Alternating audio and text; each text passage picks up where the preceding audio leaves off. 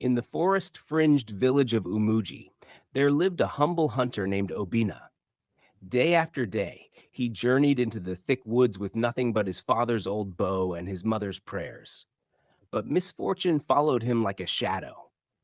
For years, he returned home empty-handed, and sometimes a small rat meant spares. The village girls mocked him.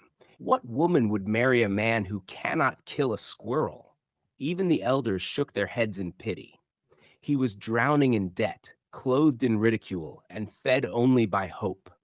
One dry season afternoon, with the sun hanging like a curse in the sky, Obina wandered deeper into the forest than he ever had. His heart was heavy, but his spirit refused to break. He walked in silence, whispering, God, even one animal today, and I'll praise you forever. Then, suddenly, movement, a rustle by the fig shrubs. There, caught in the low branches of a twisted fig tree, was a majestic antelope. Its two golden horns were tangled tightly in the vines. It struggled and kicked but couldn't break free. Obina's heart leapt. At last! He reached for his spear, thanking God aloud. But as he stepped forward, the antelope turned its head, looked him in the eye, and said, Please, help me. Obina froze. A talking antelope?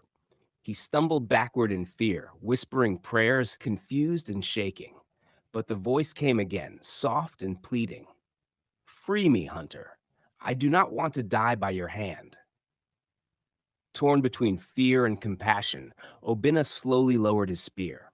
Despite his hunger, despite his debts, despite the mockery and shame he had endured, he untangled the antelope from the vines. The creature stepped back, bowed its head, and then transformed. Before him now stood a radiant man, skin like polished bronze, robes woven from golden hide, eyes glowing with ancient power. Obina, he said, you have a pure heart. Though hunger and humiliation gnawed at you, you showed mercy. You passed a test that many would have failed. Obina trembled. I am Idinma, the guardian spirit of the forest, and today your prayer is heard. He clapped his hands once, and the earth shook gently beneath them. From the bushes behind him, a lifeless beast appeared. It was a creature no man had ever seen. Horns of silver, fur like woven emeralds, bones gleaming like ivory, and eyes closed in peaceful death. Take this, said the forest spirit. Everything on this creature is worth a fortune, but never return here seeking more. And never forget, blessing follows those who show mercy. Then the spirit vanished like mist at sunrise. Obina, still in shock, tied the beast's limbs with vines and began dragging it toward the village. But it was too heavy, so he stopped at the edge of the forest and called for help.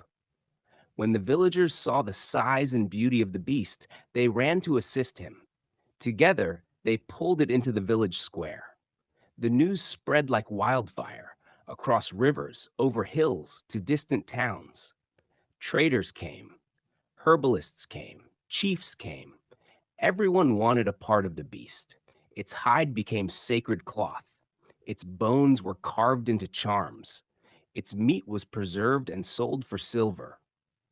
Obina, the once forgotten hunter, became the wealthiest man in Umuji. The same maidens who once mocked him now sang love songs at his doorstep. But Obina refused them all. None of you stood with me in my pain, he said. You only came for the crown, not the heart beneath it. Instead, he asked for the hand of Princess Adaoma, the only daughter of the king, kind, wise, and beautiful. She had once greeted him kindly when no one else did. The king, moved by Obina's story and success, agreed. Obina married the princess, and because the king had no son, Obina became heir to the throne.